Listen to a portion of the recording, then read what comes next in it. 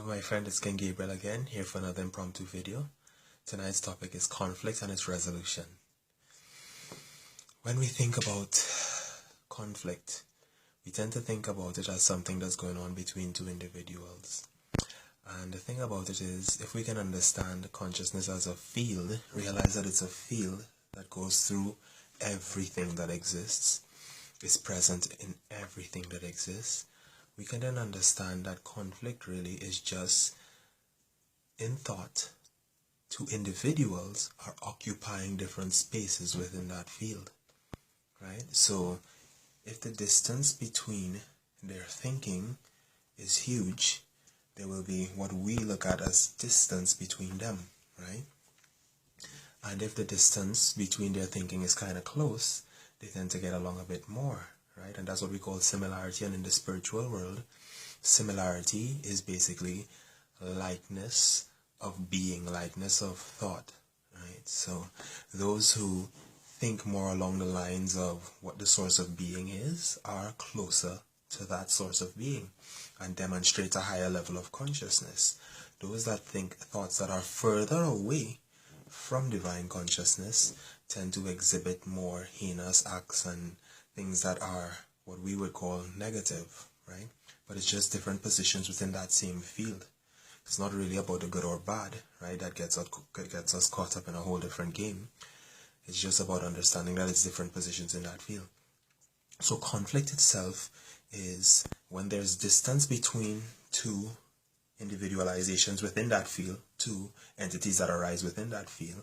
The distance between them, if it's really vast, creates a kind of rift where it's almost like a tension between these two things. And if we think about it in terms of electromagnetism again, we can see that where two particles, for instance, carry different charges, right?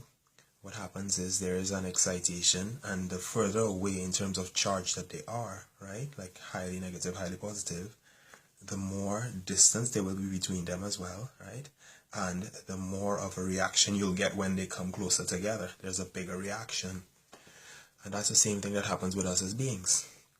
So when we look at it, we can see that in dealing with someone who we have a conflict with, it's not really them that we have a conflict with. It's nothing personal, right? It's really not personal. I know that's hard to understand sometimes, but it's about what they hold as a thought, what they hold on to, their beliefs, that creates that rift. And so it's not really them that we're angry with. We're not angry with them at all.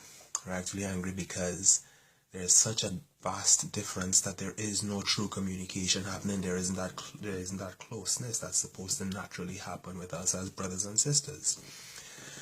So the way to resolve any conflict, to begin with, is this. This is the resolution of conflict.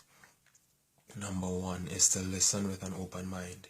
Because regardless of what your standpoint is, whether you see it as right or not, right, whatever that standpoint is, that standpoint that you hold, if you hold on to it tightly, you're presenting a specific space in that field. You're not willing to take the journey around the field and see what's happening, or being open-minded to listen to where that person is coming from, which is what would unite you. So number one would be to listen with that open mind, because by listening with an open mind, even if a person's actions are not right, you can understand the thinking behind their actions, and then you can see the logic, and then you can talk to them and reason with them, and then both of you could rise together. But if you stand hella fast on this one idea that you have and decide that's it, there's nothing that could come close to you. You know, you're actually excluding any possibility of being united with that person. And unity is natural. It's what's supposed to happen between us, right? So, again, it's about being able to unite through having an open mind. Yeah. The next thing about resolving conflict that I would say is it's very good to be susceptible to, in fact, I reframe that word, not susceptible, but open to looking at it as your consciousness that's presenting something for you to look at. Because whatever you do not accept, what you're actually saying, and we don't think of it this way, but let's think of it. Whatever you don't accept is something within the field which the source of being has created the entire field, is something within the field that you're looking at and saying, I don't want anything to do with that. Put that over on that side. Put that outside of me. That's not for me. And therefore we must project. Because if we push something outside and put it over there, what we're actually doing is excluding it, trying to push against it. But as we know from our work with the law of attraction and all the other things that we've worked with, you cannot push something away.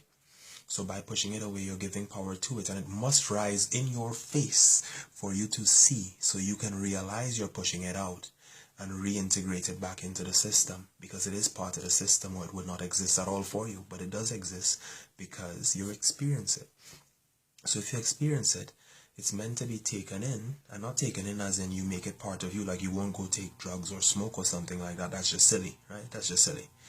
What I'm saying is, you look at it and you won't have a charge towards it. You won't be upset with the person who's doing it, because you do not know their exact reasons for expressing that expression that they're expressing. And that's all there really is to it. And that gives you peace. And then you can talk to that person. And when you talk to that person, you might find out things about them that relate to you directly, elevate you and elevate them out of that situation that wasn't good for them anyway. And that's how it really works. So it's about being open-minded and being willing to look at it as an expression of consciousness, and being willing to embrace that. And when I say embrace, I don't mean take it into yourself and make it you, but take it into yourself and realize that that being behind that action is also you and is part of you, and that being is the same as you. And in being, there is nothing to do with the doing anymore. You start to see the truth about that being, and you start to see the truth about yourself again. And this is why resolution of conflict is key, because if you cut off parts of yourself, you live a limited life. We're not meant to live limited lives, right? And that's all I have to say for today in terms of conflict and resolution. Be open-minded. Experience people, experience life. Life is not about your ideas about life. Life is life. Experience life. Eternal love and infinite peace.